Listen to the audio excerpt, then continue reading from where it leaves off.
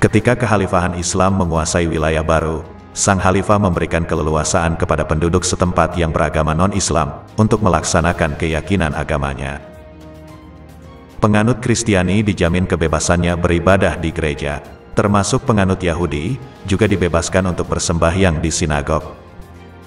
Kekhilafahan Islam menjamin harta dan jiwa penduduk non-Muslim yang bersedia menetap di bawah kebijakan syariat Islam. Namun demikian, ada pula tempat ibadah umat tersebut yang kemudian dialihfungsikan menjadi masjid, tentu dengan persetujuan para tokoh agama. Tercatat dalam sejarah, Khalifah Abdul Malik dari dinasti Umayyah juga melakukan alih fungsi gereja Santo Yohanes pada 705 Masehi.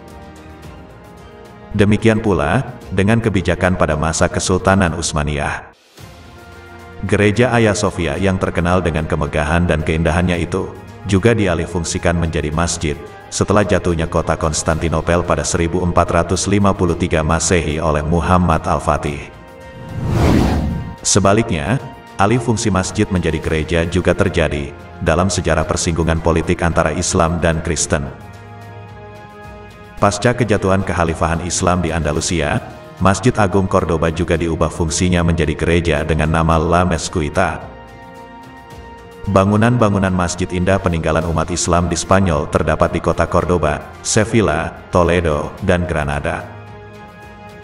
Masjid Raya Sevilla yang didirikan pada 1171 Masehi oleh Sultan Abu Yakub Yusuf bin Abdul Munim dari dinasti Muwahhidun telah diubah menjadi gereja dengan nama Santa Maria de la Sede.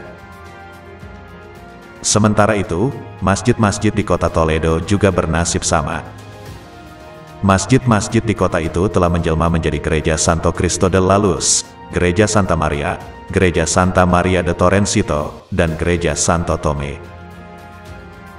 Sedangkan di kota Granada, Istana Alhambra, yang di dalamnya terdapat Masjid Al-Mulk dan Masjid Sultan telah menjadi milik penuh pemerintah Spanyol, setelah Granada ditaklukkan oleh Raja Ferdinand II tahun 1492 Masehi.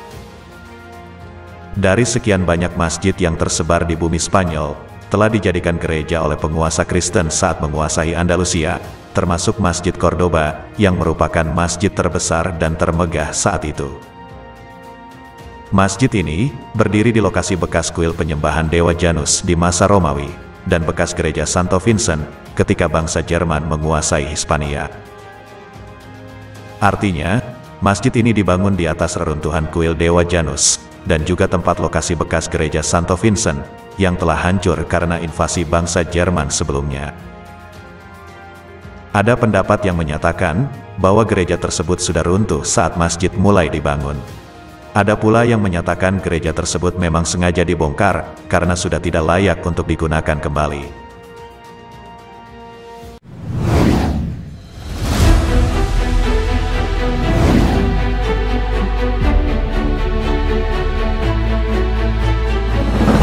Ketika seorang pengunjung memasuki Masjid Cordoba, ia seolah masuk ke dalam hutan tiang berukuran besar dan kecil, berjumlah 1293 buah, yang terbuat dari marmer. Tiang-tiang itu berbaris rapi, laksana pepohonan. Pesona tiang-tiang itu terpancar lewat cahaya yang menerpanya, seolah ada yang bergetar ketika cahaya membias tiang-tiang yang berbentuk melengkung itu. Sebanyak 20 tiang berdiri di dalam tiap-tiap ruangan yang berjumlah 11 dengan atap berbentuk melengkung. Masing-masing ruangan itu dipisahkan dengan lengkungan-lengkungan atap. Akan tetapi, tidak seluruh bangunan masjid diberikan atap.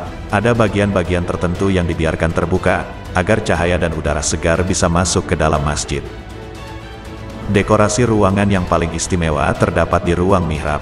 Lubang-lubang hiasan diletakkan pada ruangan kecil, yang berbentuk segi 8. Motif dekorasi pada lengkungan-lengkungan di sekitar mihrab tampak konsisten, yang menampilkan stilisasi tanaman dan buah-buahan dalam berbagai kombinasi warna yang berbeda-beda, emas, biru, dan merah. Keindahan ini digambarkan Ziya Pasha, sejarawan asal Turki, sebagai mukjizat yang tidak pernah terpikirkan sebelumnya oleh akal manusia. Ia adalah mukjizat zaman yang belum tergambar dalam benak pembangunan manapun sejak dunia ada. Juga, belum pernah terbetik dalam akal segala insinyur semenjak akal itu diciptakan, katanya seperti dikutip dalam ensiklopedia Islam. Pada 1765, seorang utusan Sultan Maroko bernama Al-Ghazal Al-Fassi berkunjung ke Spanyol, atas undangan Raja Spanyol Carlos III. Pada saat itu, Al-Fassi berkesempatan mengunjungi Masjid Agung Cordoba seraya membuat catatan pribadi. Dahulu masjid itu adalah masjid terbesar di dunia. Panjangnya, lebarnya, dan tingginya melampaui semua bangunan di dunia. Melihat kebesarannya, mengingatkan kembali kejayaan Islam masa lalu, yaitu masa berkembangnya ilmu pengetahuan, dan masa ketika ayat-ayat Allah dikumandangkan.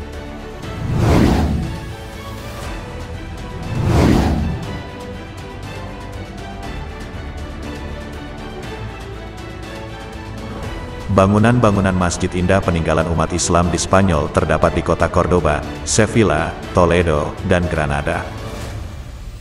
Masjid Raya Sevilla yang didirikan pada 1171 Masehi oleh Sultan Abu Yakub Yusuf bin Abdul Munim dari dinasti Muwahhidun telah diubah menjadi gereja dengan nama Santa Maria de la Sede.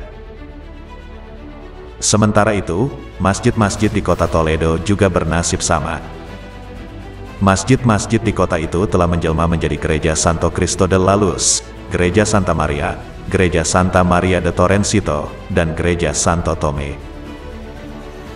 Sedangkan di kota Granada, Istana Alhambra, yang di dalamnya terdapat Masjid Al-Mulk dan Masjid Sultan telah menjadi milik penuh pemerintah Spanyol, setelah Granada ditaklukkan oleh Raja Ferdinand II tahun 1492 Masehi.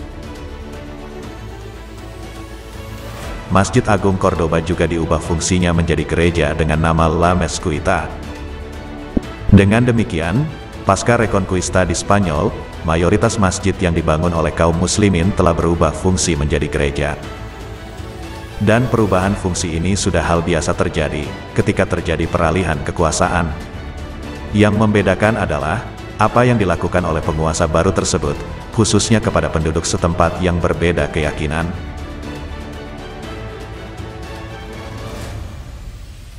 Dan sejarah telah membuktikan bahwa Islam adalah agama yang menebarkan rahmat, keadilan, keamanan, perlindungan, dan menjamin kesejahteraan bagi penduduknya, meskipun dari kalangan non-Muslim. Itulah kenapa Islam sering disebut dengan istilah rahmatan lil alamin.